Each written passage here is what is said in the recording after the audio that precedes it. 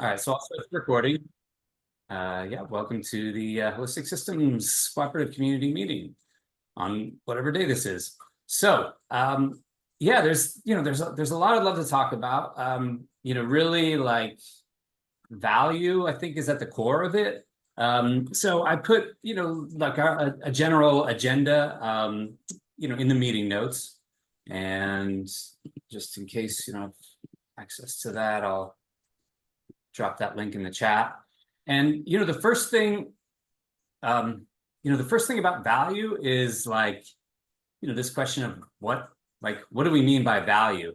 And I thought it was so interesting, especially I had a meeting with Saya, about last week's meeting, which was about values, right? And so I was talking about like, okay, so like that wording values, and it might be a little confusing, values and value. And so I was doing a bunch of reading this weekend, and there was something where it kind of came in, in the same paragraph, and it just like brought something in, to me, which was like this saying, and I'll show my screen, but it's our values affect what we value.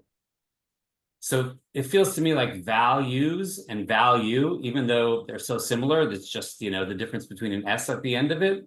They each have their own meaning, and but it does feel like our values affect what we value. Yeah, and so some of that, is what I want to talk about first. Let me just share my screen with you. Let me make it so this is just on our meeting notes, but I want to I just want to read this because I thought it was cool. So I did a lot of reading this weekend about like money and mutual credit and trying to understand this, but so I'll just read this. So this is from one particular article. So the study of money is at its core the study of value. Ultimately, value relates to the utility various things have in meeting our wants and needs as human beings. It only has meaning within the context of our control of our deployment of resources. Value is an abstract concept meant to quantify the utility of these assets we want and need. So in other words, value is a mirror or measure of the assets we hold at any given time. Then it talks about, like value exists within the particular context of our own wants and needs. So a wool, like the wool on a sheep's back might not have any value until we, shave it off, and then, it has different kinds of value. It may not have any value for somebody, I don't know, living at the equator, but a lot of value for somebody, living in a higher latitude. And then I like this, so make a promise and document it, and you have just created your own money. Fulfill that promise, and the money or debt will be extinguished. So, this is, oh, here comes Zoe. So this kind of like leads into this, mutual credit, aspect, which is you can create as much money as you want, as long as you have the ability and the intention to honor it. So whether that money, your credit, is deemed acceptable to others is up to you. It'll be a function of your reputation, their trust in you, and the value of any collateral you may be willing to pledge to secure the obligation. So yeah, so that's this idea of, of like value. And I think it's interesting, for us to think about like what, not only like what we value, what we place value on in general, but also within the context of, holistic systems, and within the context of, how we can earn our livelihoods, and how we can, help support each other to, get our needs met, using our offerings. So we'll come back to like specific value in a little bit. I don't want to get like too deep into it. Hi Zoe, by the way. I don't want to into it, but I was fascinated and kind of learned a lot about like how money is made. So I guess a good question, is like, well, I talked about it a little bit in the email. So if anybody read the email that went out yesterday, I talked some about it. But in addition to that, or with that, is like, how familiar are people with money and what that means and how money gets made within our current system?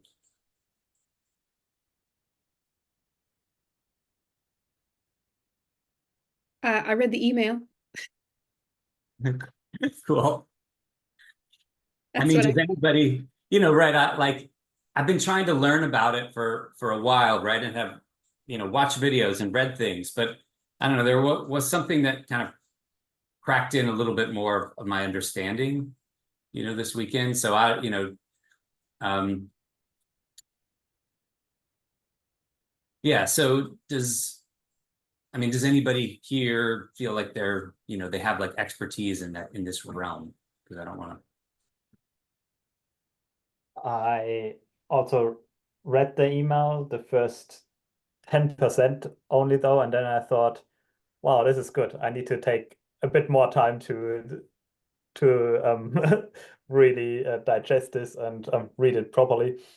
So I haven't read the other ones yet because I haven't found that time yet. But yeah, I have definitely watched a few YouTube videos and read a few things about money. I still definitely wouldn't call myself an expert in any of that, but I have some ideas, and I am really interested in what money actually is. Yeah, it's just a super interesting topic. So yeah, I'm that's why I'm also here today. Uh, yeah. Cool. Yeah, thank you. Well, I'll just speak to it briefly because it is kind of a lead into this commitment pooling idea. So again, not like being the economics expert, but also, we can like, regular people like us can understand how this works. In fact, I think that's where, we are able to gain more power when we're able to actually understand.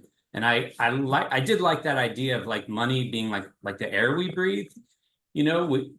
We all need it, and we all like use it all the time, but we really don't like think about how is air made, or like where does air come from, even though it's really important. So the essence of the system we're in now, is that it's like 90 to 95% like call it credit money system. So that means like 5 to 10% of money is made in this way that we might think of, which is like, the printing presses in Washington, D.C. from the Federal Reserve, and the government makes money. Most of the time, that's not true. Money is really made in commercial banks through lending. So essentially, if I go to a bank and I say, hey, I want you to loan me $10,000, and the bank approves that, then that's $10,000 of new money that is just made. So, and here, in the States, it's at dollars and whatever, but that's money that's made that's now, currency, active currency, right? And we can do stuff with that, because I thought this was kind of a fascinating piece to me. We can do that because our system, I don't usually think about it this way, but like, our current system is based on trust. In a sense, like we have a sufficient amount of trust that, that our government and our systems are gonna hold apart. And of course, they collapse at times, but they, kind of have been able to come back together. But it's enough trust to say like, I'm gonna take this money and like put it in the bank, and then, a year from now I can like take it out and then I can buy stuff with it. So that's interesting. So, and so really all that is, and I thought it was fascinating that this, the system is, simply called like credit money, because it's created, it's like money is a credit. So it's a credit on your account. So if you take away, thank you for the input. So yeah, so if you take away like the bank, loaning anything, we still have this concept of credit, which is basically like, if I give Christine $1, right, then if I say, hey Christine, here's $1, then that's an extra credit on Christine's account. If I transfer that to her account, it's an extra credit on her account and a debit on mine, right? So we're just exchanging credits and debits. And in the same way, right, it doesn't necessarily require a currency. It's just that,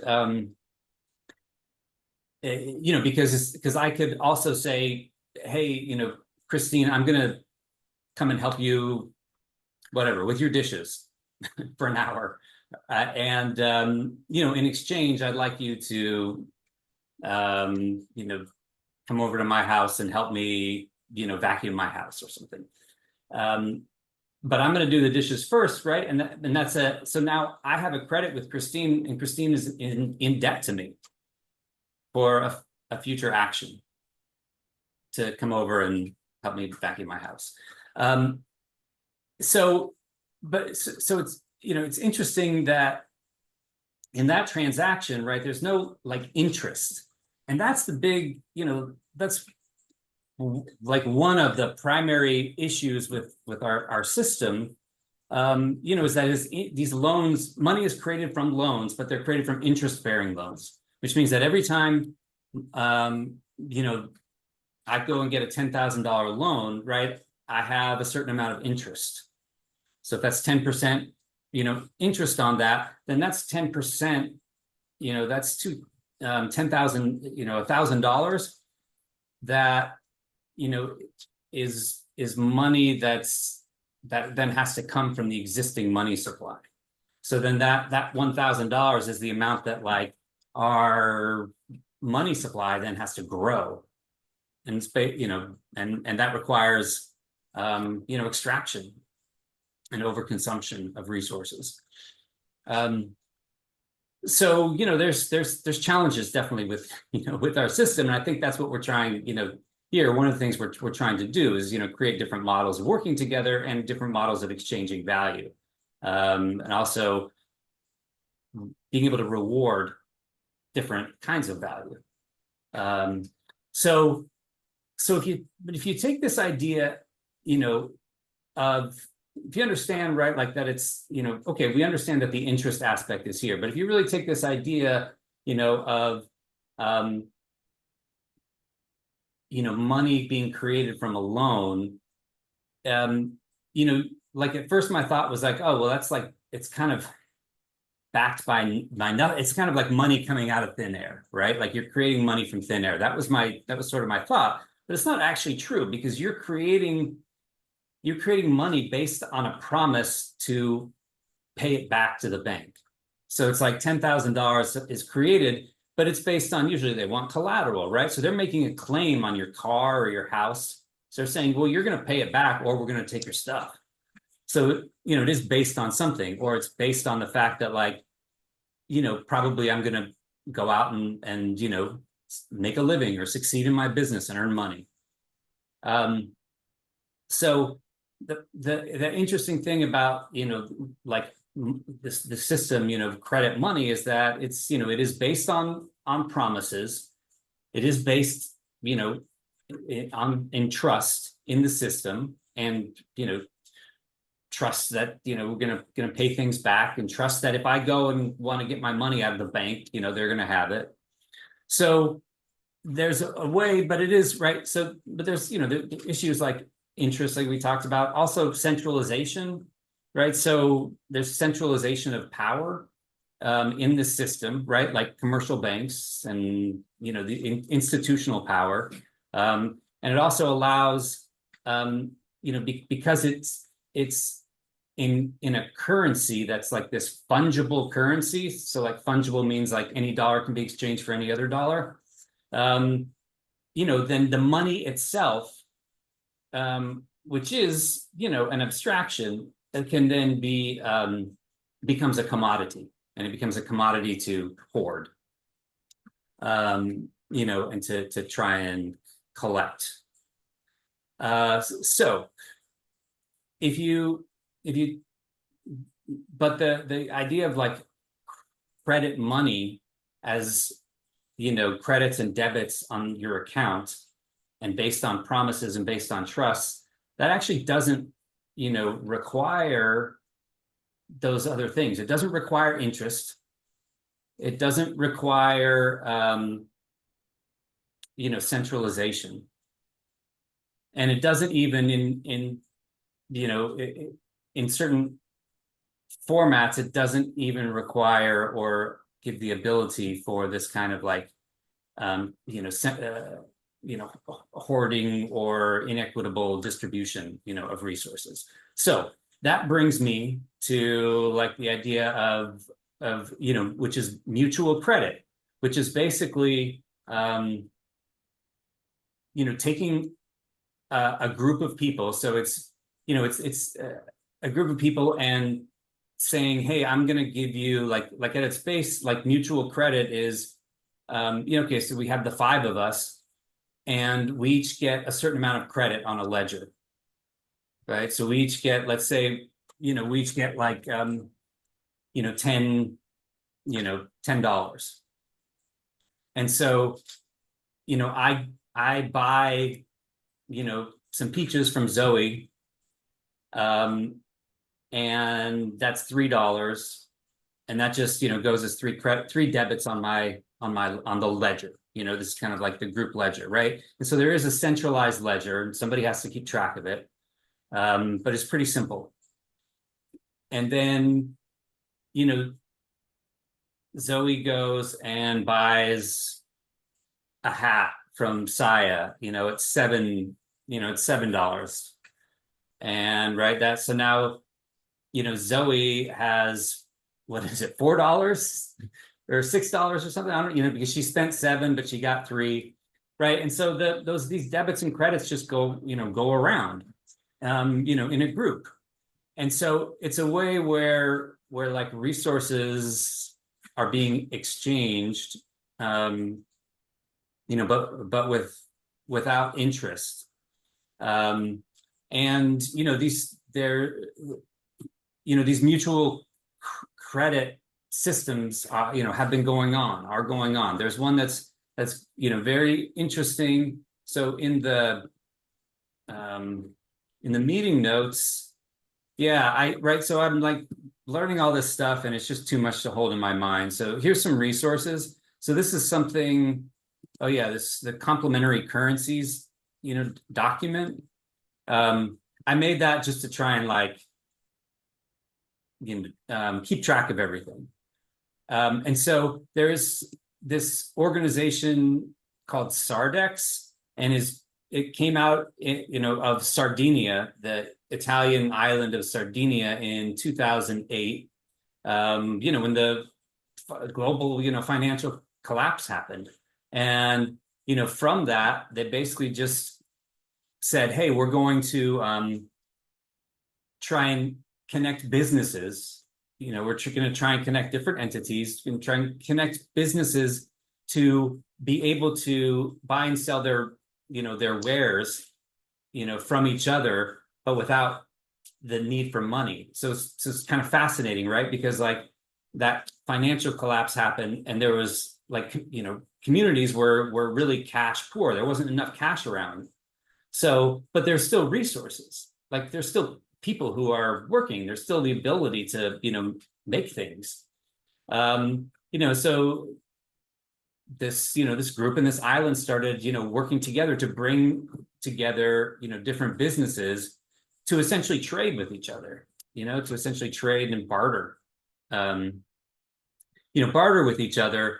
But, the whole idea here is that the barter doesn't have to be, one-on-one matches. You have this kind of bartering pool. There's a couple things. I read this, there was this paper that just wrote about this, Sardex, which is going, super strong right now and is a really cool model, because, it's working in, like bigger sort of businesses and companies. But it's fascinating. The paper said the main findings was that that trust was and continues to be fundamentally important for the creation and operation of mutual credit systems, and that Sardex encompasses and mediates both economic and social values.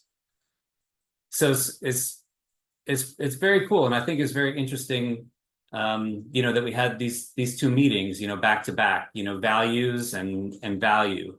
So, you know, a lot of what the paper talks about is how, you know, like the organization Sardex is really, you know, this helpful intermediary to create trust between the different businesses, and also trust in and of, you know, themselves in the actual system.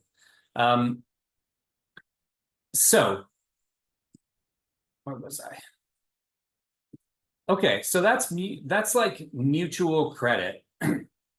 And then all of this was the impetus from all of this was me discovering this paper on something called commitment pooling. So, but I'll stop there because commitment pooling. Let me stop my share. Commitment pooling is a like a form of mutual credit. But I'll stop there and see, you know, if anybody would like to, you know, has any questions or any, you know, any thing to offer to the group. I just want to say this is awesome. Thank you so much for doing this research. My brain loves it and is simultaneously like breaking while trying to figure it out, as always. Banking systems and currency and all of it, it's so difficult to wrap my mind around.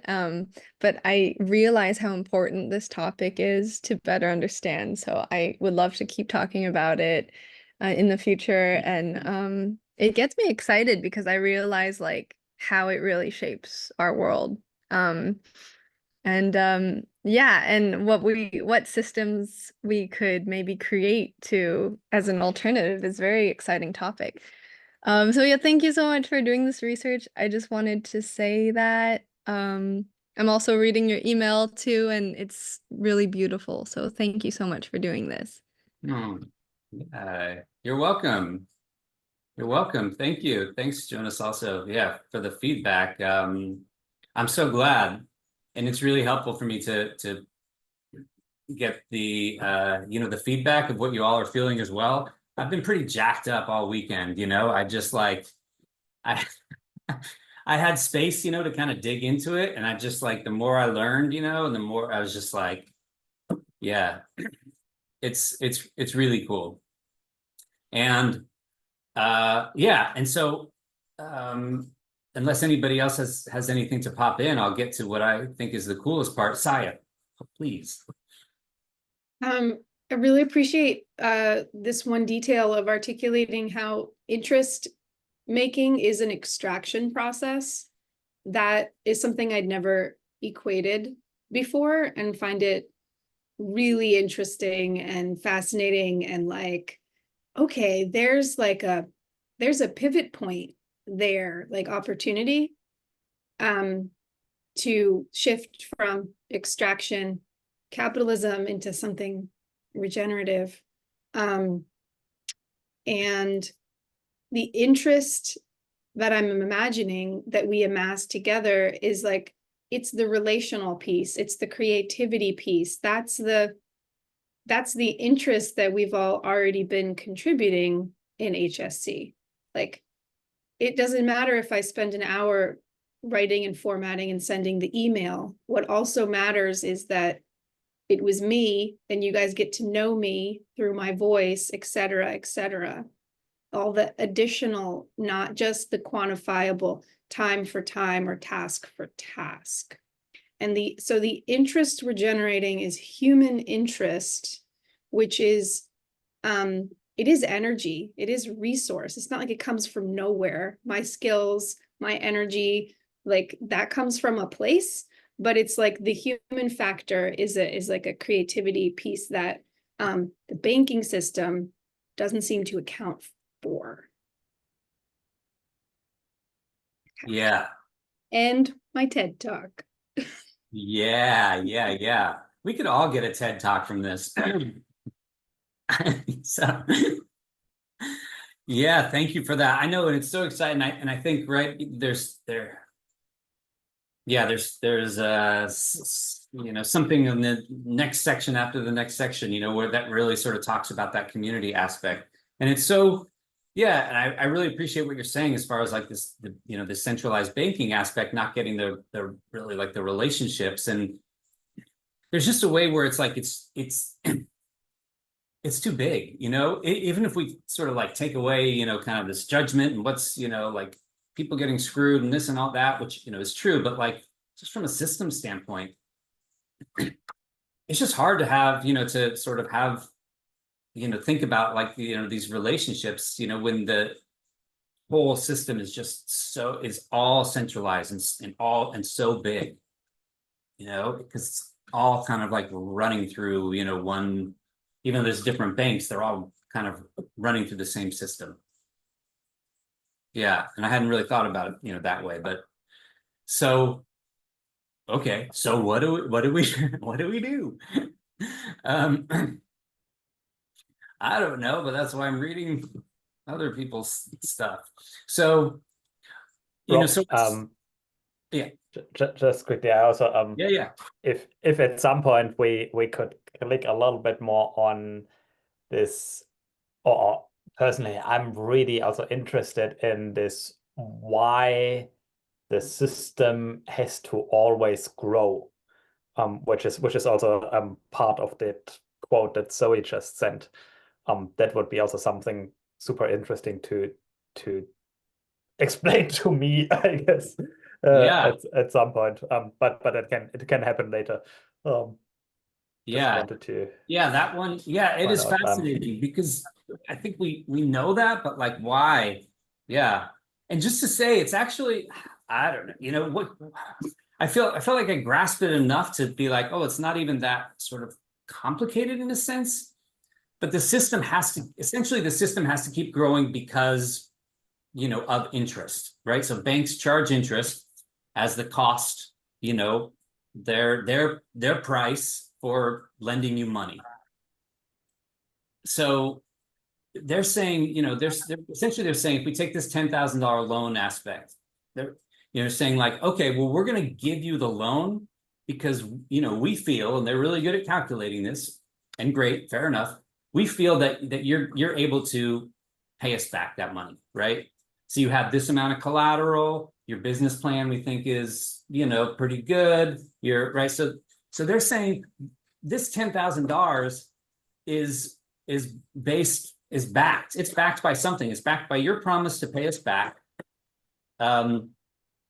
Given your credit history, your, all that stuff that I mentioned, like your ability to create sort of goods and services that people will buy in the market. But then there's the credit on top, and the credit isn't based on that. So the interest, excuse me. So the interest is not based on that. The interest has to, right, and this is where some of the fucked up stuff comes in.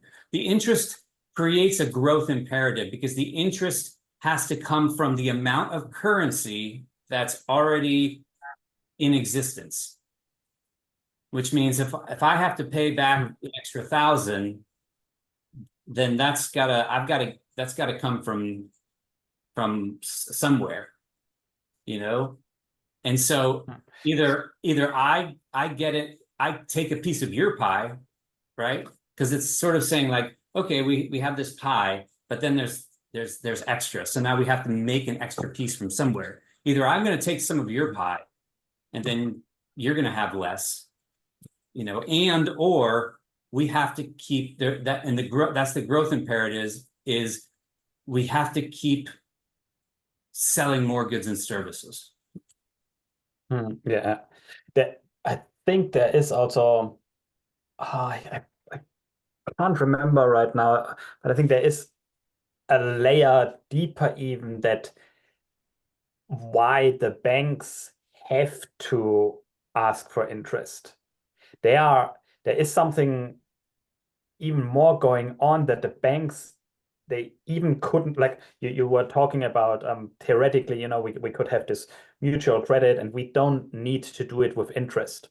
And I think in a certain scale that does work, but I can't remember exactly how that was, and I'm annoyed by myself. But anyway, somehow the banks they are forced to charge that interest. Is that Mhm. because the Does that- banks have shareholders?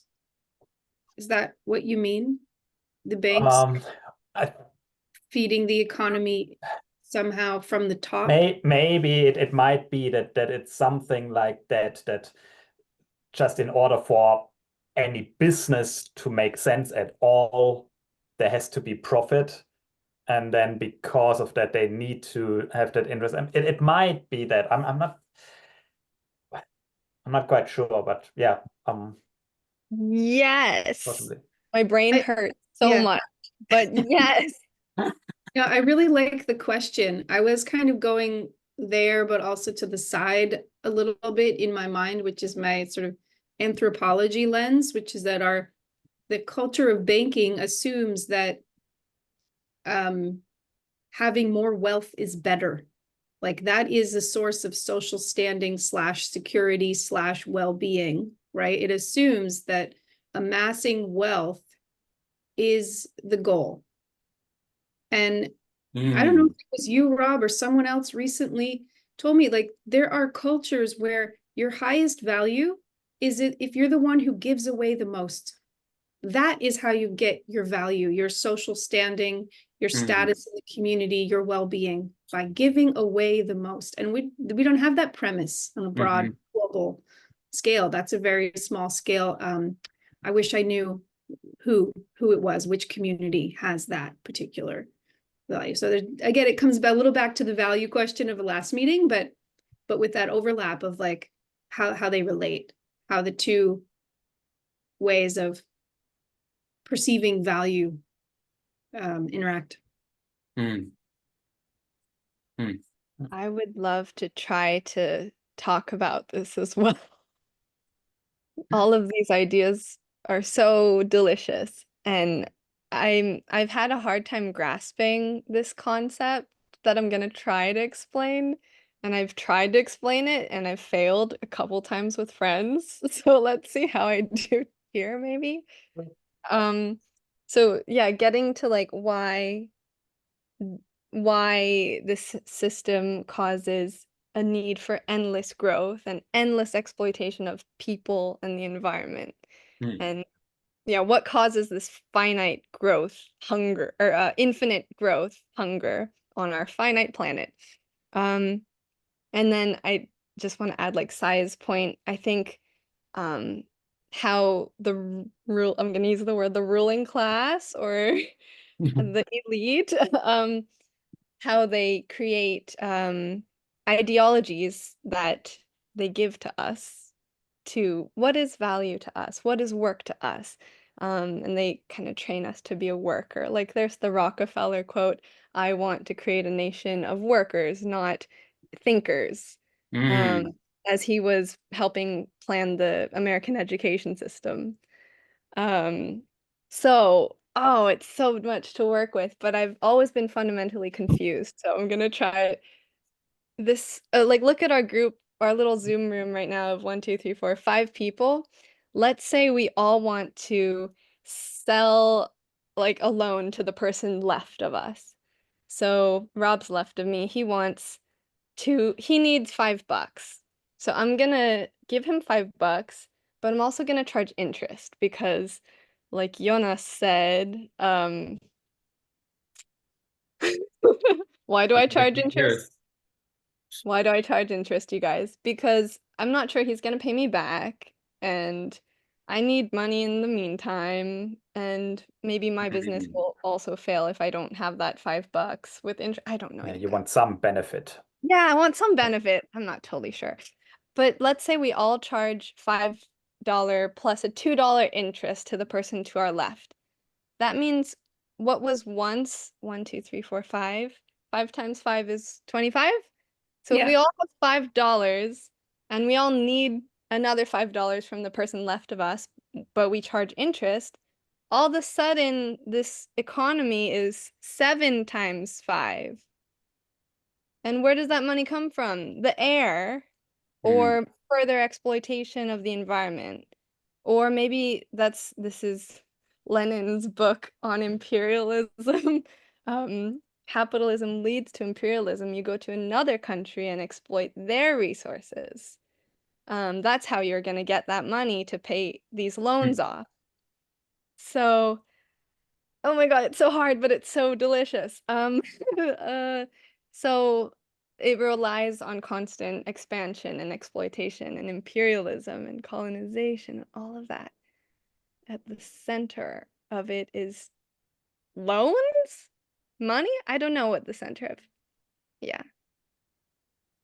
I hope I've contributed to something. I'm extremely confused. Oh my God, and there's another concept that Jonas was getting at. I know the name of it, but I keep not understanding it. It's Marx's rate of falling profit.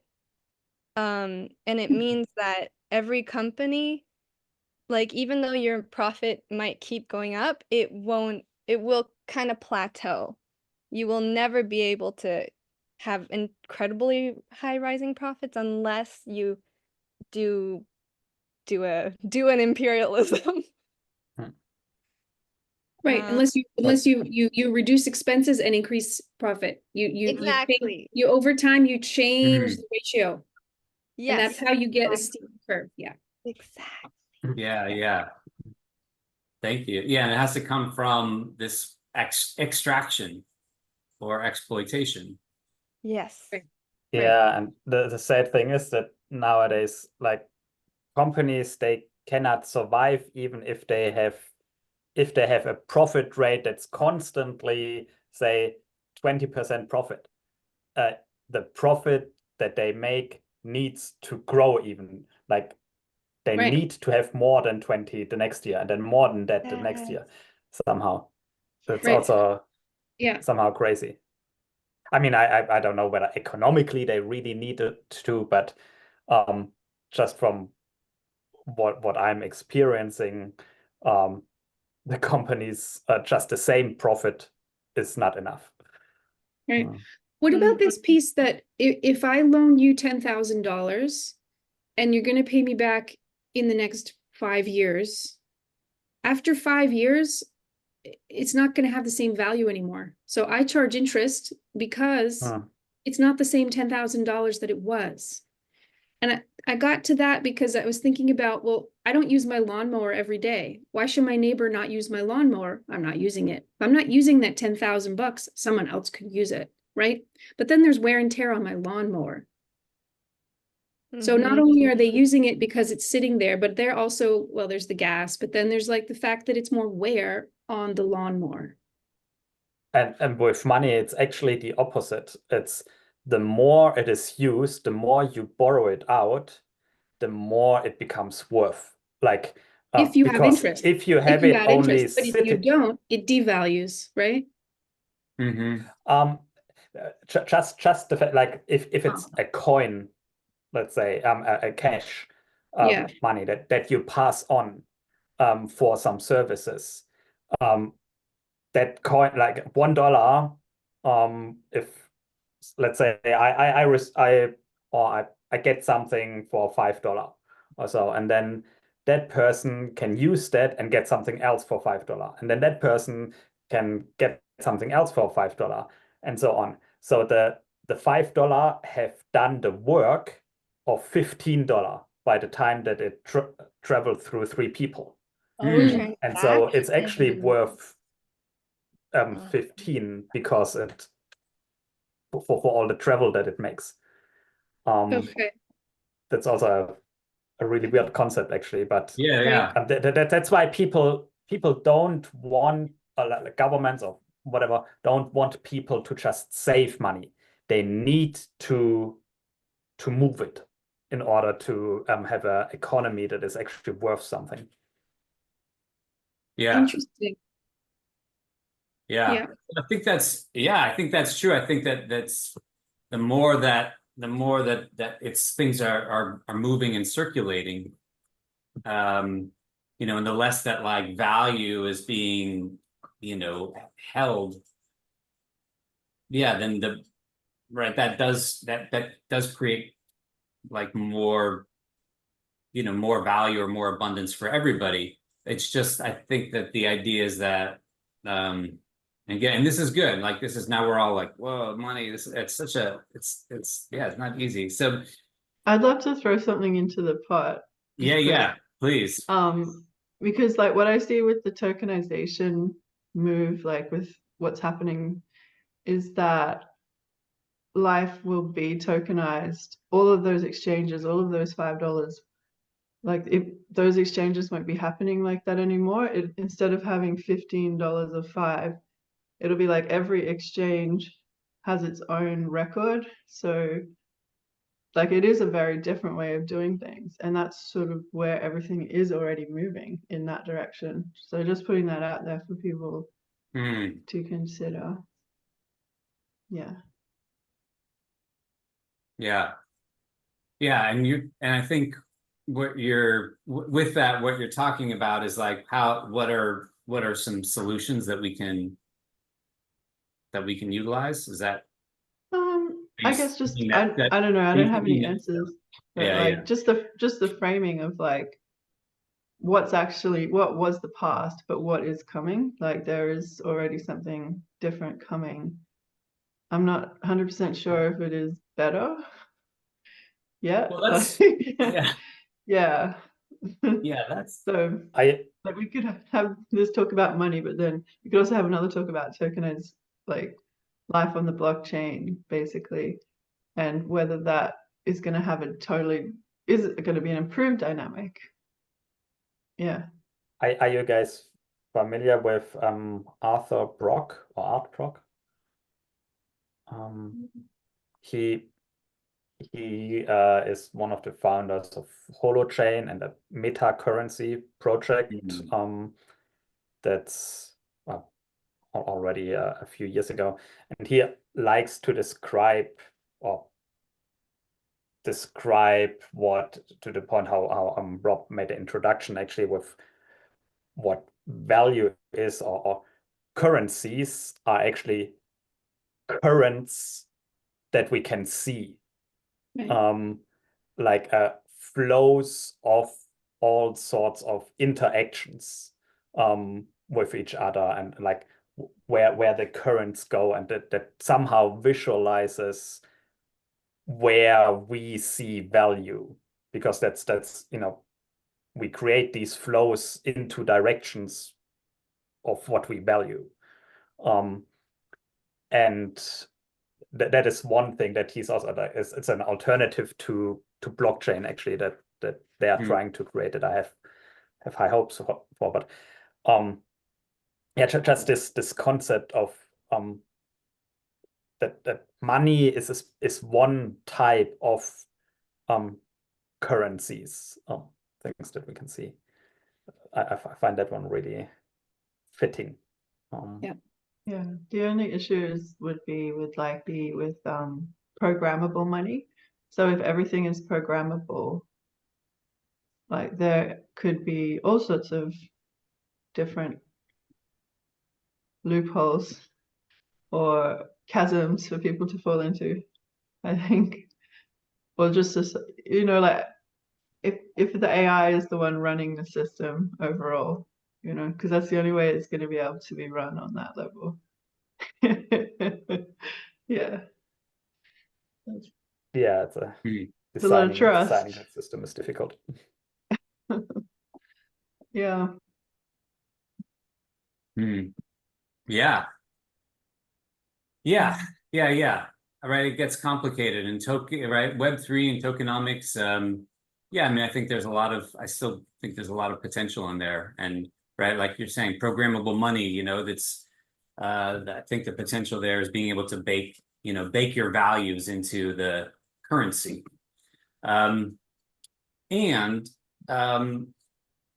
you know, like something that feels very, what feels most exciting, to me, and I think maybe we just, jump into this next, section, And I think that was good because it's like we talked a lot about that, and it's really like it's difficult, right? And it gets fuzzy. It can get fuzzy fast, at least for me. But so so what I think what holistic systems is about, among other things, but it's about like what can we do, right? What can we do as a group, that's actionable, and that makes a difference, in the world.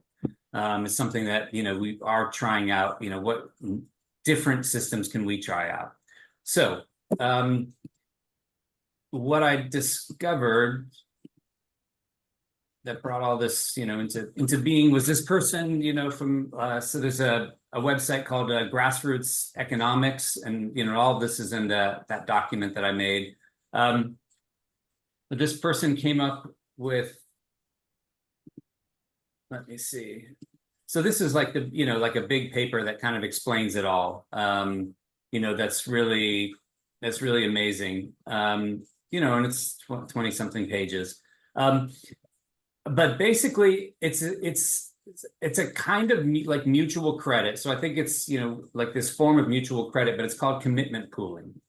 And what happened was I was this was I don't know, a while, a few weeks ago at least, or a couple months ago or something, but I was, preparing for what really is like the topic of this meeting, it's just thinking about what are all the different kinds of value that we can exchange or pool, because that's what we're talking about. We're saying like we're going to come together, we're going to pool and exchange, the value that we have 2653 within our our ecosystem.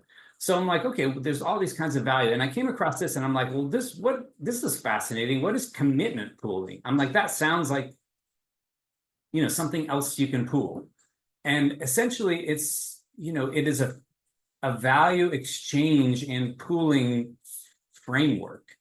And what it is, I'll let him kind of, I'll let him demonstrate it in this, it's a pretty short video. But essentially it's taking the abstraction of money out of the equation. So basically what it is it's like, it's like vouchers. So essentially what we're doing, so, if you buy a, if you buy a Target gift card, right, then that's a voucher for $50 worth of, whatever value they have at Target. And you can like trade that with somebody, but you have to spend it at Target. You can, like that voucher isn't good at Burger King. So if you get a group of people together and you're essentially saying, it's called commitment pooling, because you're essentially saying, I'm going to put into the pool, a certain number of vouchers for my goods or services.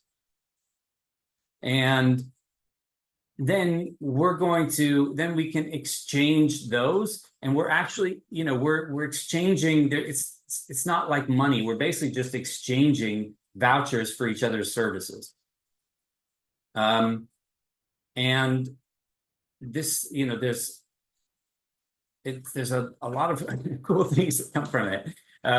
So I'll play this video, kind of like walk us through this. All right, let me I need to do something. Sorry, I know you're not seeing this. Where is my? He's putting $60 into this is going to be very generous. Oh, okay, I know what I'm going to do. Sorry, I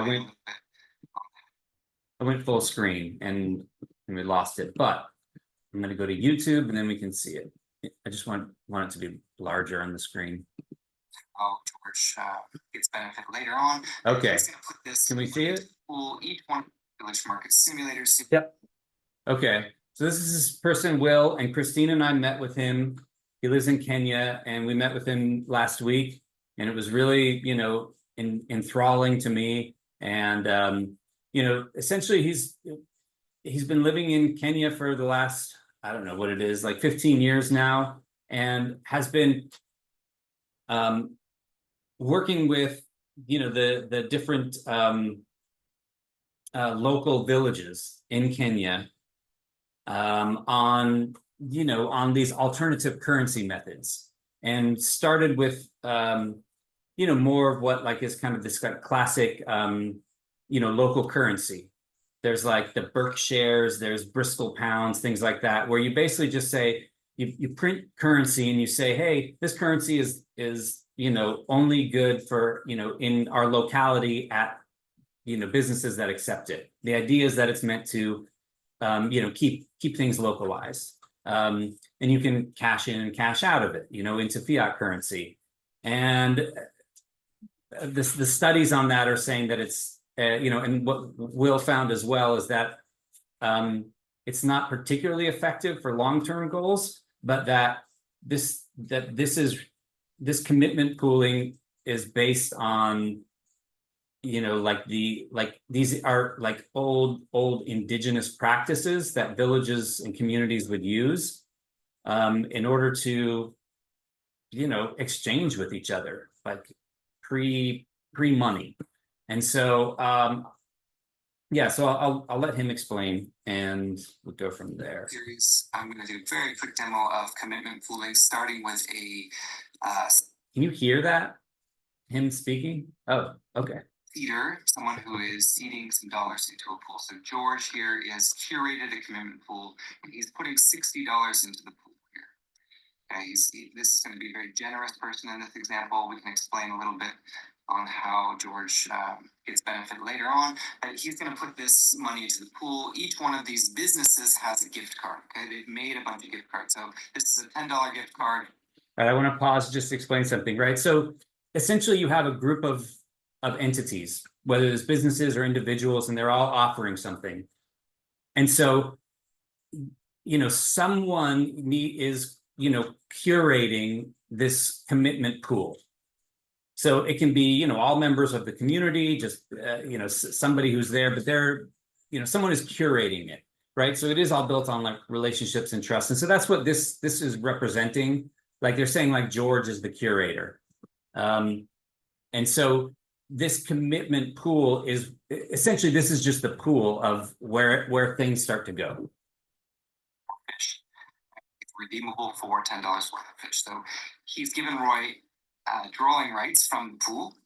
So George can pull out $10. Okay, so George is prepaid for his fish. In a sense, somebody has bought the vouchers or his gift card. Pia's going to do the same thing.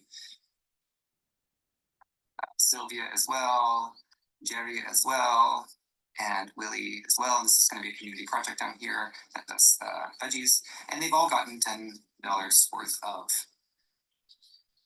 money. So what can they do now? There's no more money in the pool. George can increase their drawing rights and say that Roy is able to put in $20 worth of his commitments into the pool. So let's say Roy does that. He puts in $20 worth of his commitments, and he can only pull out whatever assets are in there. So there's no more money. So instead, he's going to pull out Pia's water vouchers. So he's got those water vouchers over here, which he can exchange back with Pia and get some water. Okay, so Pia. All right. So do we like see what happened there? So basically, it's not. There's no like more sort of money that needs to exchange hands now. It's all just vouchers for people's stuff. So he puts in one of his vouchers for fish and exchanges that for any of these other, including, a water voucher, and then just gives that to Pia and gets water. In this case, has no more liabilities in the pool, right? She's fulfilled all of her commitments, and she's just made a sale of $10 worth of water. Okay. The others could do this. Pia now has, let's say, they all have a limit of $20 worth of their vouchers that can go in the pool, so she could put in 2 of her $10 vouchers here and pull out, let's say, some of the seeds that she needs, as well as some veggies vouchers that she needs. She could use those to buy some veggies. Right, here we go. And she could use those to buy some seeds from Sylvia. All right. Everyone in this case is still breaking even here. The only one that's at a loss at this point is George, who has put his money in the pool. There's still $60 worth of assets in the pool. What George can do is charge on this service. So for every exchange within the pool, he can take a small cut of that, or he can just be a generous community creator. George as well could still put in more dollars into the pool and pull out whatever assets are in there as well. So he could pull out, let's say, he wants some fish, so he could pull out 2 of these fish vouchers. Oops, he needs more money into the pool for that. And then he could use them back over here to get some fish, and so on. Okay, so what we've done here is we've created an environment where there was initial seed funding to create a liquidity pool that we're calling a commitment pool here, and anyone can use that pool to exchange with each other.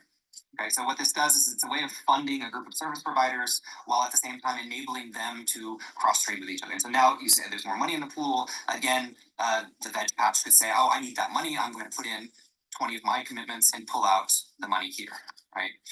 And again, Sylvia could put in 20 of her commitments to pull out the veg patch commitments and use those to buy veggies again, right?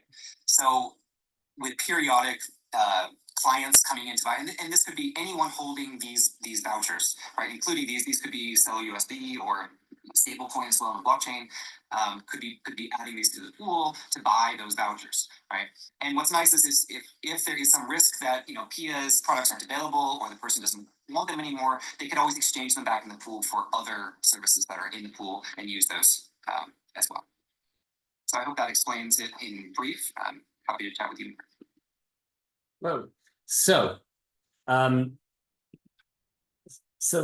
that's the basic idea, right? Is that so there's not even, like, from my mind, I started thinking about this, in a way where, yeah, I mean, so there needs to be, like, at some fiat money, right? Like, like we've been talking about, potentially. But if you sort of look at it from this base standpoint, the way we've been sort of talking about things, needs and offerings and exchanging services, there's a way where you almost don't even need to have, like seed money to start.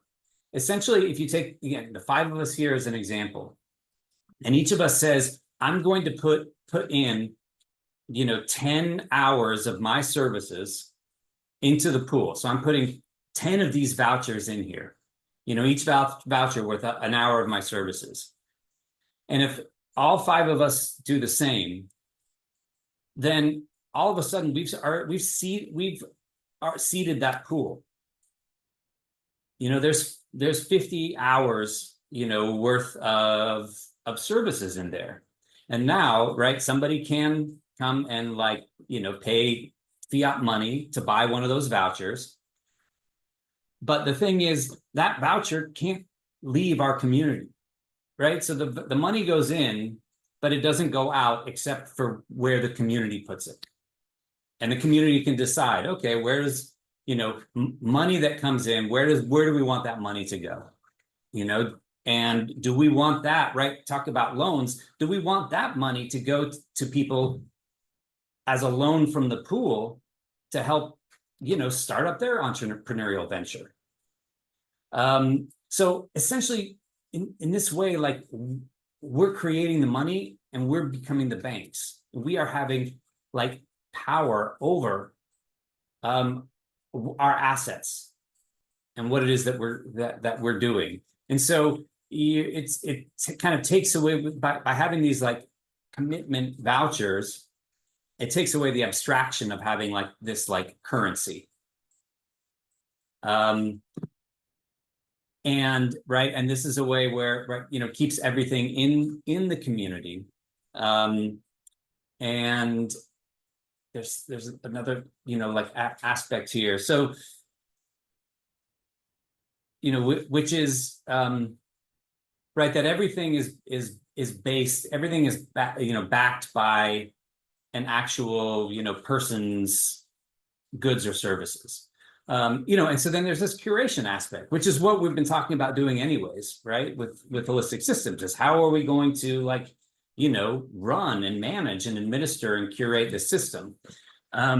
So in this way, right, it is based on trust, and it does develop trust, because let's say another person wants to come in, let's say Newman, right, who's not at this meeting, and he wants to come in, he says, hey, I'm going to put 10 hours of my commitments, I'm going to into the pool. And we're like, Newman, we're not, we don't have exactly the same amount of trust. This is just a funny example, but we don't have the same amount of trust, or somebody new comes in, Newman's cousin, Joe, right?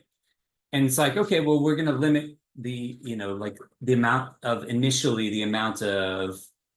vouchers you can put in there, right? And the last thing to say, on this that's coming to mind is that in this curation aspect is that there's always going to be a limit on how many debits a person can have on their account, meaning how many vouchers you can put in the pool, and also a limit on how many credits you can have. So how many of these vouchers can you keep on your account? And that's part of what keeps that currency moving. So I'll stop there and see if anybody has any questions or comments. Yes, Jonas. Yeah, just wondering, is this commitment pool actually the same as in cryptocurrency, the liquidity pool? I don't know whether anyone has. Yeah, so I think that liquidity is absolutely an aspect of it. Yeah, because liquidity is really, right, as far as I understand it, liquidity is just the ability to like exchange the currency that you have. So the more, so there has to be enough of these vouchers in the commitment pool, right? If we get like 20 people together and everybody's like, 10 people are like, yeah, I'll put one voucher in, and the rest kind of just want to see how it goes, there's not much liquidity. So liquidity, I think, is an aspect that has to be in any kind of system in order for there to be like, enough to like of the currency or value to exchange. If I'm correct.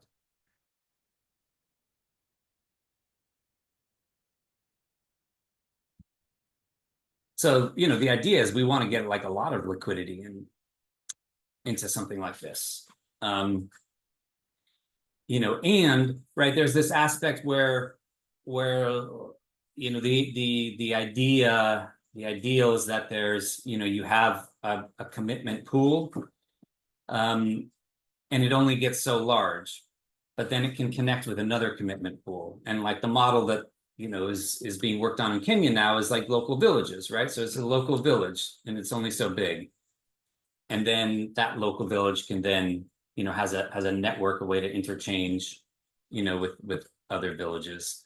So the idea, here, I'm gonna just pop this in, which kind of is speaking to the next part, and maybe I'll just bring it on up.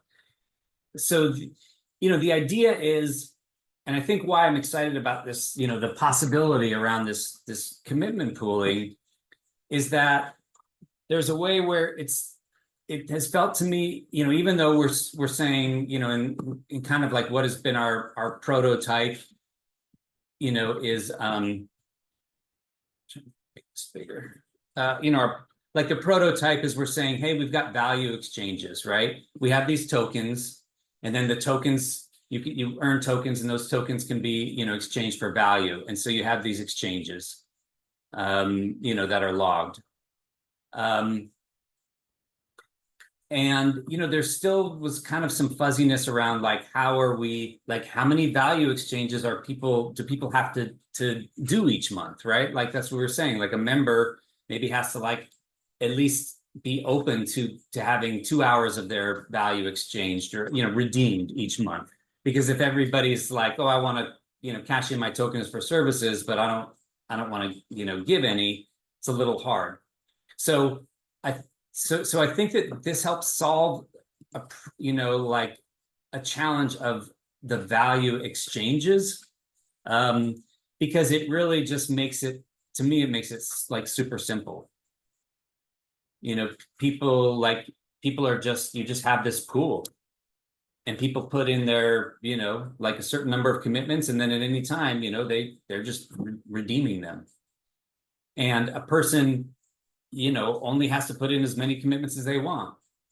But the, you know, so the more value that's in the pool, you know, the more it, the more people are then incentivized to do that. It also sort of solves this initial kind of like seeding problem, because if we take like, you know, however many, you know, the 10 or 12 people, you know, who are here, who are like, hey, we're really, you know, really interested in getting this thing going. Probably everybody's willing to, you know, pitch in either, you know, like a few, you know, hours or, you know, some of their vouchers to seed the pool, or, you know, a certain monthly fee, right? And then that goes into the pool.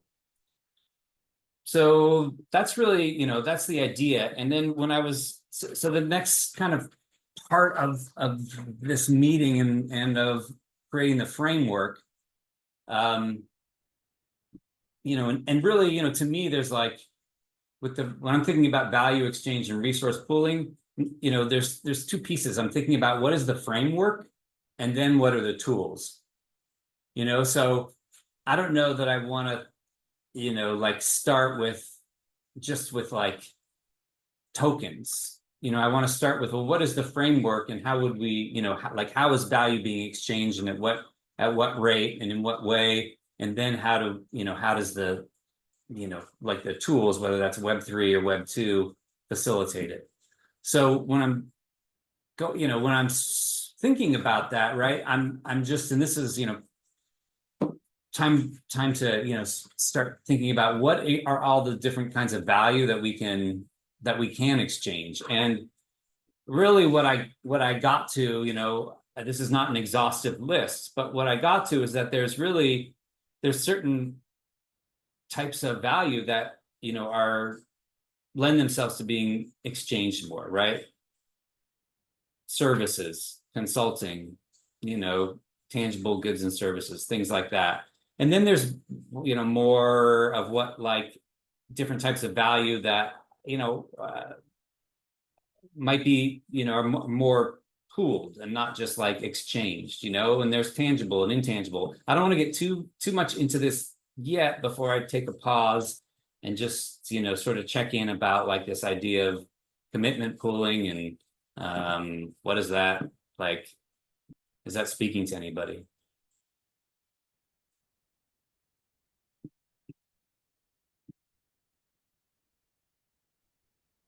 I guess I can say a couple of things that came to mind. One would be like, I hope I don't sound like I'm being negative, but I'm just looking at like the picture of everything and thinking like, people do like the current economy because we're not constantly negotiating every tiny little thing.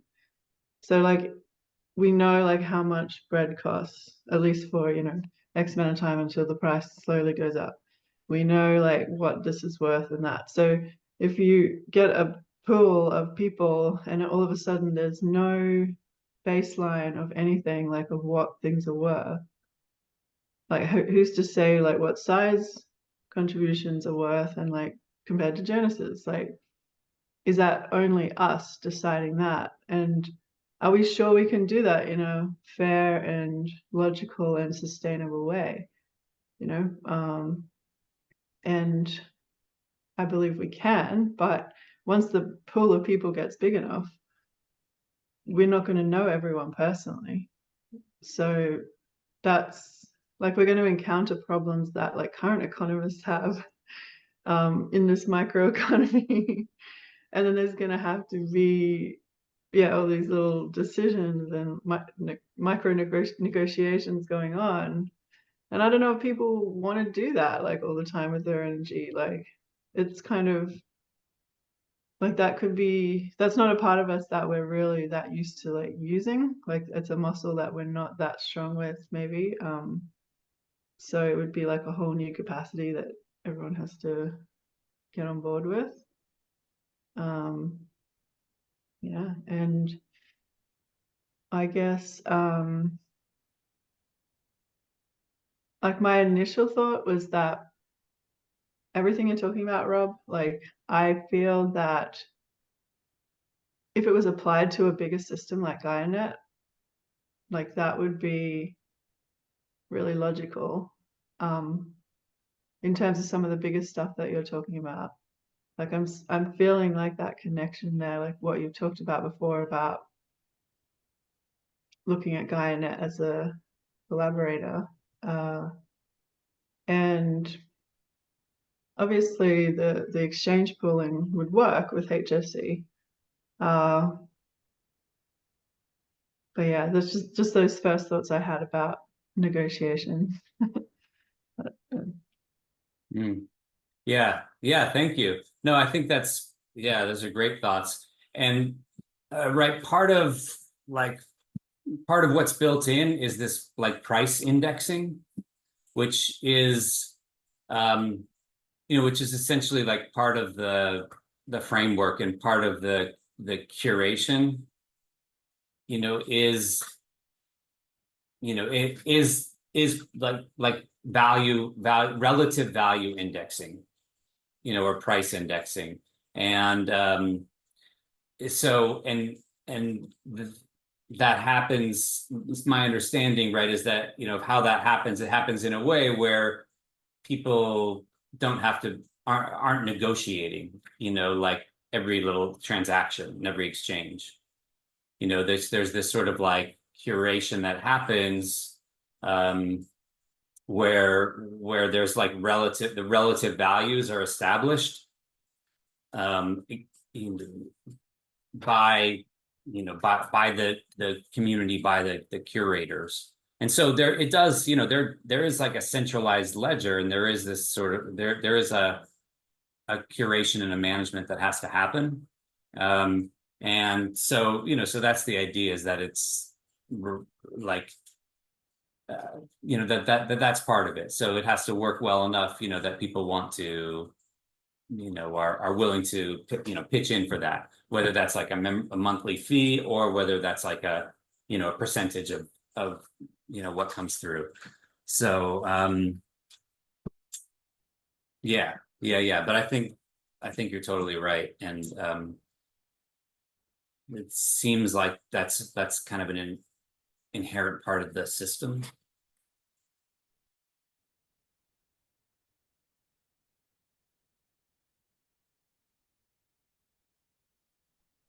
Yeah, so how would we stop it from becoming a popularity contest, or like other like base human values that override the sense sometimes? But yeah, I think that's that's where the trust and the community aspect come in. I mean, I don't have the I don't like the nitty-gritty details on that, but I think that is really all part of it. Yeah.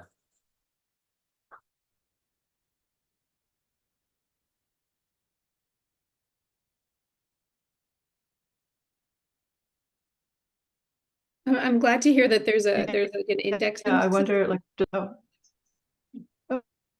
sorry. We just had a glitch, I think. Sorry. I just wanted to say one final thing, is that maybe that's part of the sense making of what we do with members, is about the value like curation as well, on some like on some way of like breaking it down, so they can not do it on a micro level like with every negotiation, but with just gauging values around certain things, and then that informs the value of different issues.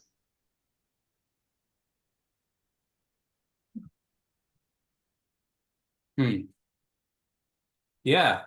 I mean, I think that I think there's ways to to do it. I mean, I think some of it is you know, what some of it feels cool to me is that somebody, you know, like, and groups have been like, you know, working on this for, you know, for a while, for a long time. So, you know, I think there's been, you know, in the last, you know, decade, right, that grassroots economics has been doing this, right? Like there's been, I'm sure, a lot of, you know, trial and error.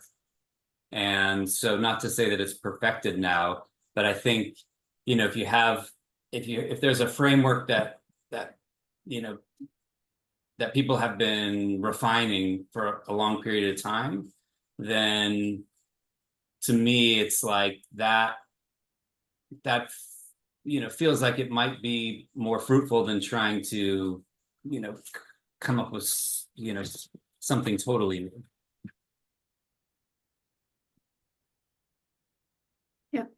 Yeah, and then adapt it by HSC. Yeah, I mean, you know, to me, it feels. I mean, maybe I'm not. Yeah, I'd love to hear. You know, continue to hear what folks think. To me, there's a way, right? Like you know, I think in the, you know, in the meeting notes, right, there is, right, I wrote out a, you know, a whole paper on basically what is the, you know, or document on like, okay, what is our current plan for the value exchange framework? So, you know, that's like where we were at, and what, you know, what we'd sort of come up with, and the best that I've, you know, created for now. And I like it, but there's a way where I looked at this, and I think for the exchanges, there's something where it just seems, it seems more simple and elegant. Now, you know, there is a question which I don't, you know, I haven't resolved yet, which is like, you know, because the other, like, the current framework, you know, really, the current framework really is about like everything is tokenized. And so if you say, okay, well, if we, you know, if we utilize this new framework, you know, for exchanges, I mean, it is still kind of a pool, but there's still all these other aspects. And I think that that's, you know, Saya spoke to it earlier. I mean, I think that that's like a key piece of what's so, you know, valuable, and what in our vision and what we're trying to build is that it is a community. And by being a community, by not just being like a you know, sort of like, you know, financial, you know, goods and services exchange, you know, by being that plus a community, I think that's where, so, you know, like where we can really like bring in and synergize like our full value, like all these different ways. And I think that there's, to me, there's an advantage that we're giving ourselves, in my opinion, of saying like, this is a community of independent contractors and freelancers and entrepreneurs, you know, because we're saying, okay, like, you know, it's not like we're saying other people can't join, but essentially we're saying like, this is who it's for, and we're bringing in like, you know, value in that context.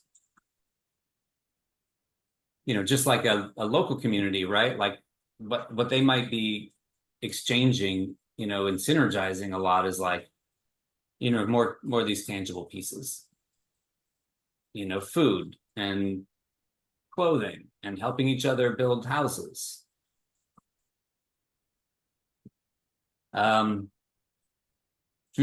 Yeah. Yeah, what do people think?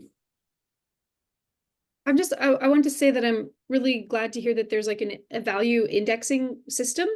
Often people talk about time banking and it's hour for hour, and it seems very simple, but it's not actually accurate. So I'd like to like complicate that, and I'm really glad that there's a way to do that.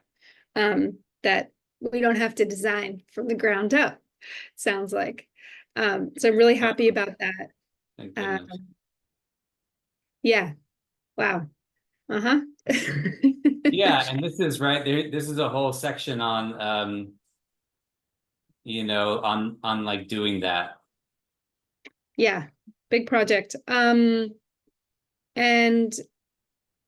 The other thing I was noting is just to, I mean, this is probably too early, but that somehow HSC is a member in the pool, I think also somehow. Like there's the individuals here, but then there's HSC and there's like the operations requirements. And I'm just wondering if we think of that as part of the commitment pooling system, or is it some other aspect of membership and operations, or both?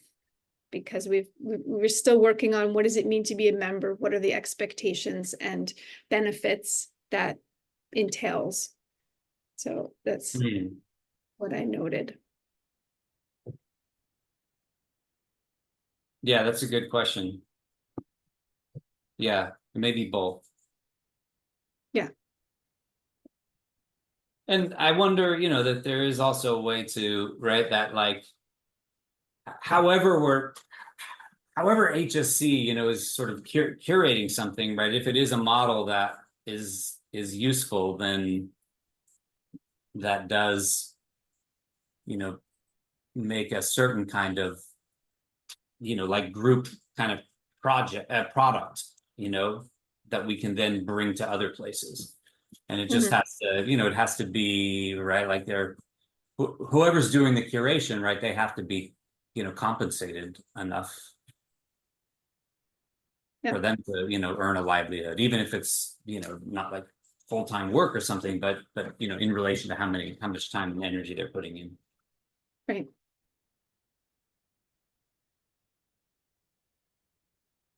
Yeah, I just was picturing this model of you know, like the barn raising. Like if I went to 10 people's barn raisings and helped them build a barn, and then I needed my barn built and nobody showed up, that would really not be great. It's a little slightly sidelined, but that just came to mind a few minutes ago. Yeah. No, I don't know that it's sidelined. I think that's where, like, that is the basics of what this model, you know, was doing, like a rote, you know, the way they're talking about it as far as like the, you know, the indigenous you know, groups there is like a rotating labor association. And so I think that is it, you know, so it's like we're, you know, people come and, you know, I don't know if they had to, you know, like actual vouchers or something, but it's like, hey, come and help me like harvest my crops. And then, you know, you do that, and then, you know, later in the season, I'm going to come and help you build your house. And Yep. Yep. Oh, another thought I had was sort of about the checks and balances, kind of in response to what you were saying, Christine, about how does it not just become a popularity contest? I mean, there's review. There's you know, I don't know if it's built into some of the structure that you're looking at so far, Rob, but most groups have a way of evaluating each other, you know, and we do it all the time. We give each other verbal recommendations like, oh, you need a plumber? So-and-so was really great. Helped me out, did a great job. Amazon does it with like 5-star reviews, right? I might want to buy the cheapest, you know, baseball cap on Amazon, but then I might check and see if the seller is trustworthy before I just buy the cheapest one. I would see how many people reviewed them. What are the reviews like? No. What are the ranking? And I don't know how that would work in HSC, but there is an investment people have in being trustworthy, in accurately pricing themselves, in if you want to be a member of something, you need to have some of the values and responsibilities that it takes to participate. And if the strawberry farmer kept sort of reducing the number of strawberries in the pint that I kept trying to buy for X amount of value, I'd be really bummed. Eventually, I would stop buying strawberries from them, right? You just would. Yeah. And so would tell me, oh, don't buy strawberries from them. I tried, you know, they're shorting it out this month. Like, go buy from somebody else. Not a good member.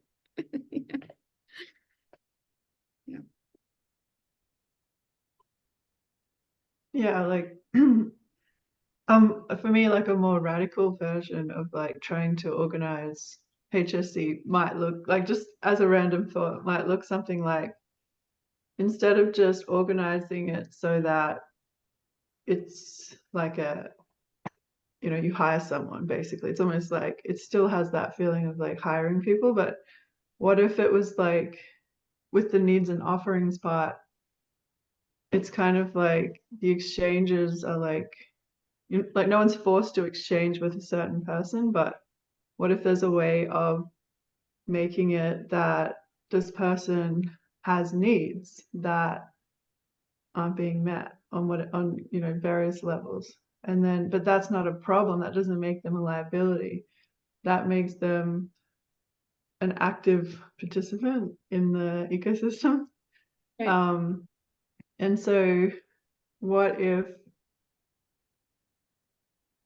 like, instead of looking for someone with like the PhD and the perfect track record and this and that, it's like, what if we look for someone who has the need to do something, as well as like, I mean, that's just an example, but I'm just thinking of ways of like the whole person resume idea and the needs and offerings. Like when you come in, you're presenting like negative spaces as well as positive giving. Like you're presenting, this is an opening I have, in order to receive. And then if we had a way of curating where it was like, we identified that really clearly with some way of doing that, then that would maybe organize the people together differently, rather than just looking for like, oh, he looks cool, or like, she's really fun, or, you know, these types of things that humans can make their decisions on.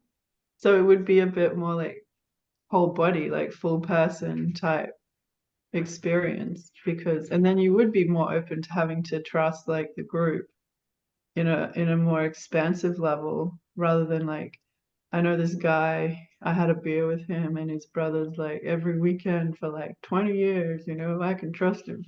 It's like, this is a different type of like group trust that we could play with.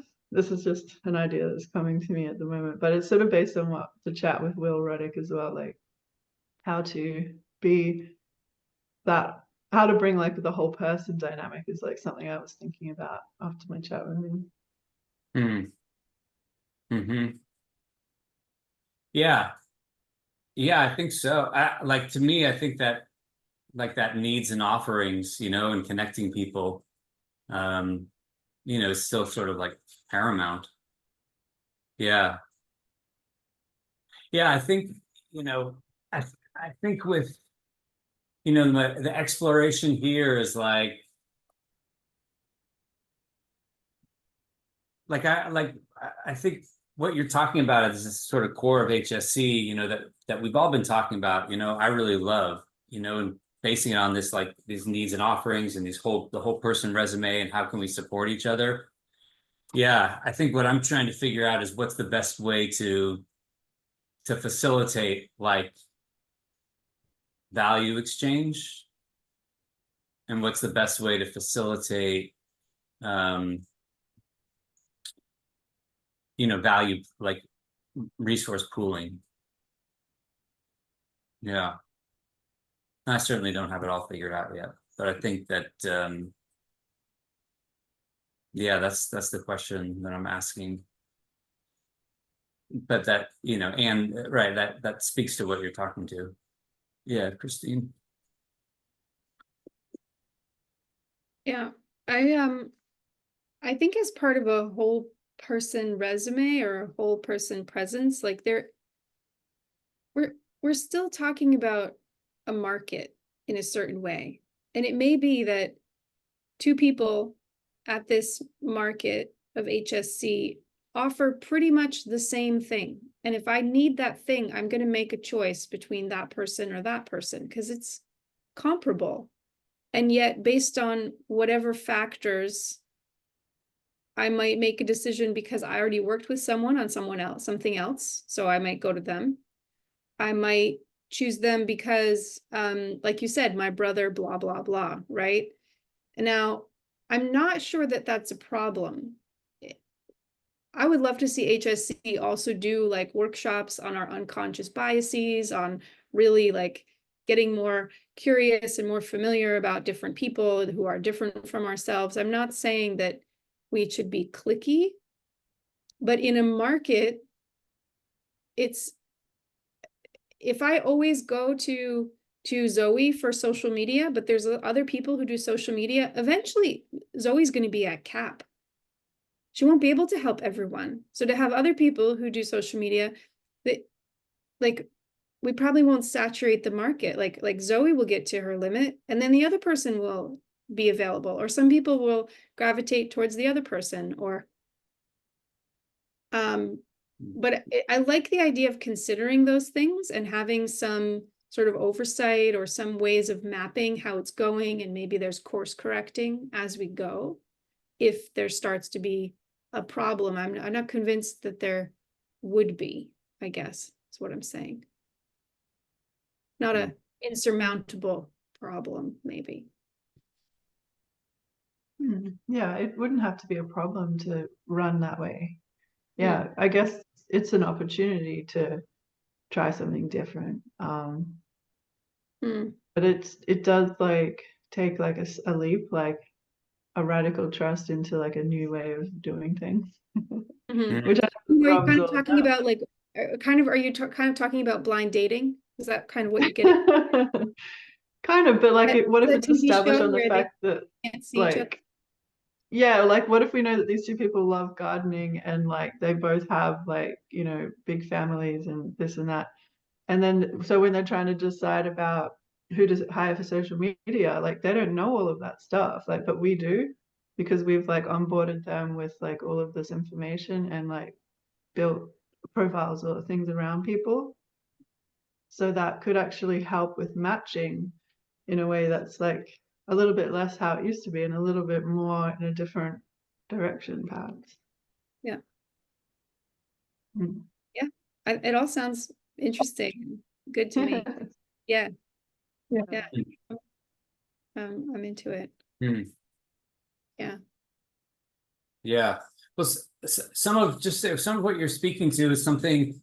There's a person, you know, Bart in you know, in GaiaNet, and you know, kind of working in like needs and offerings, and I don't know, you know, he spoke about like reputation and exposure in this way that was really, I don't know that it had clicked in for me in such a full way before he was talking about it, and I think that's some of what we're talking about now is like, I hadn't been thinking about it as such a like a valuable piece, a valuable piece of value, you know, but like reputation and exposure, yeah, like your reputation in a group, especially if a group that's, you know, really we're talking about like professionals, you know, professional providers, you know, is a huge thing, right?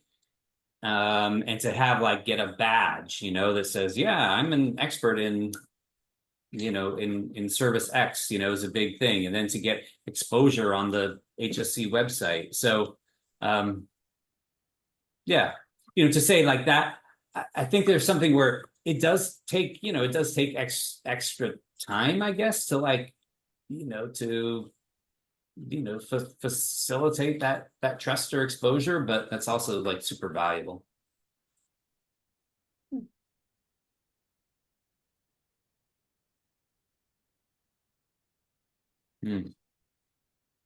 Jonas or Zoe?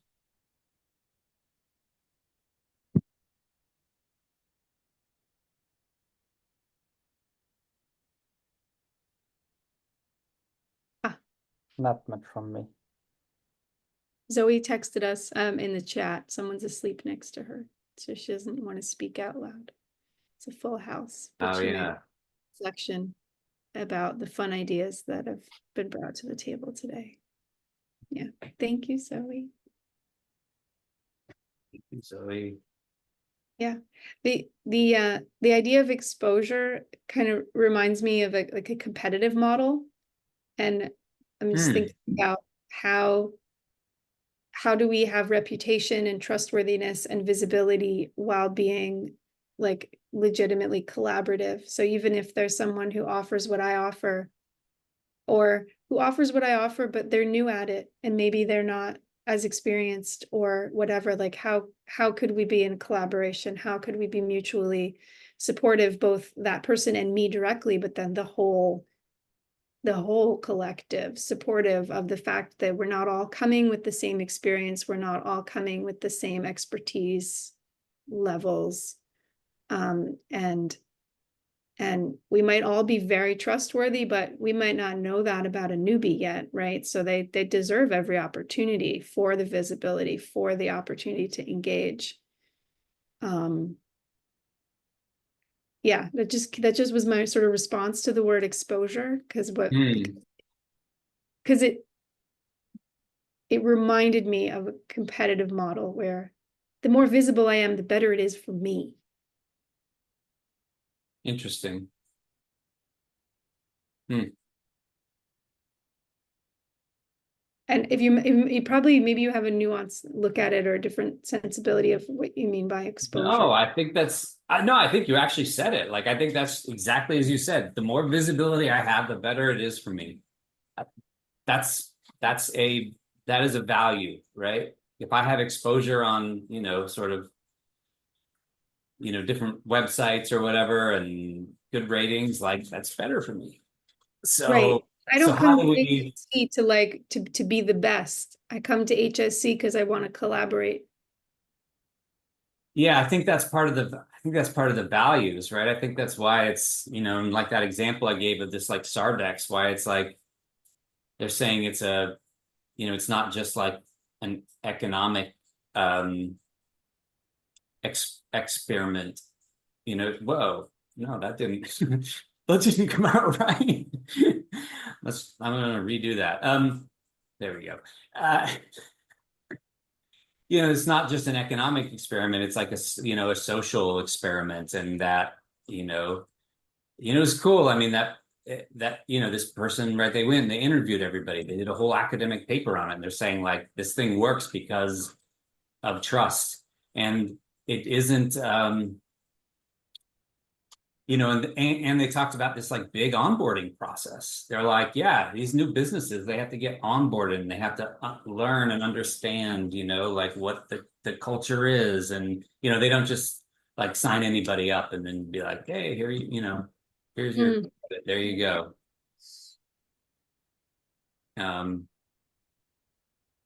Yeah.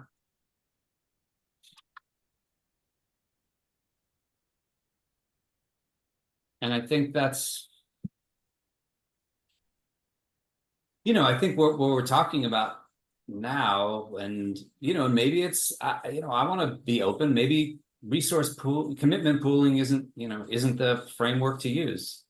But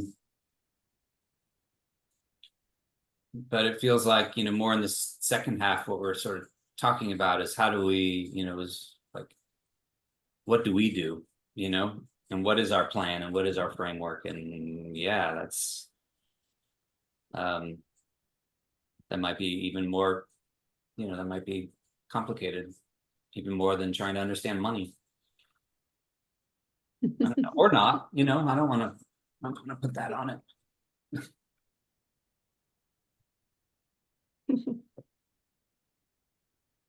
Thanks, Jonas, for hanging out as long as you could. Oh, Yeah. He's chatting to us. Yeah.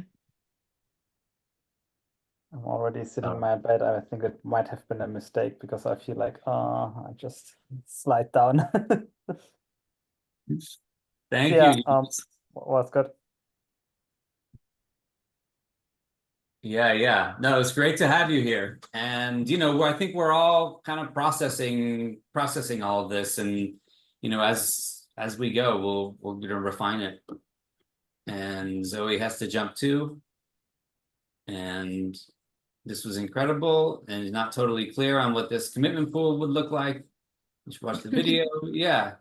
I mean, I just to say, like, I had to read the commitment pool 26-page paper, twice. And a year ago, I read the Grassroots Economics website, and I was like, that's interesting. I mean, that, like, you could tell, like, there was like what they were trying to do is the same, but I didn't quite get it. And then I came to this paper, and then it was like, oh, and then like, like the light bulbs started popping in. But right, and now, right, here's another step, like, which is me trying to explain it to people. So it's not yeah, whether it's the thing we use or not. These are different frameworks than what we're used to.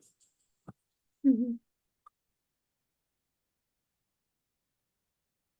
And I think that's why it's so fun. What I really look forward to by Jonas is when we're saying, like, okay, this is like, we found something, like in that sociocracy language, good enough for now, safe enough to try, and then just like go for it.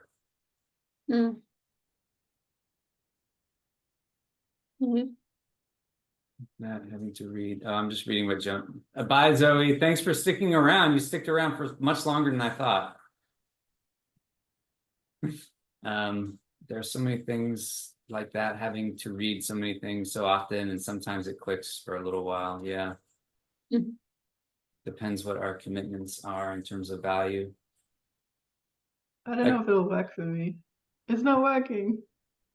Yeah, I had to work hard actually to get that to work too. Christine, what do you So wow. you said, I guess it depends what our commitments are in terms of values. What is Yeah.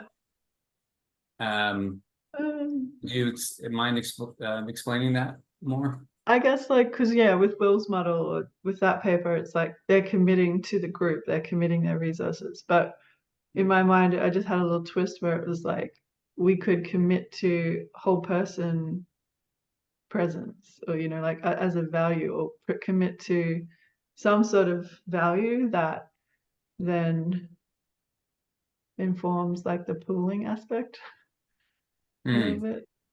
Yeah.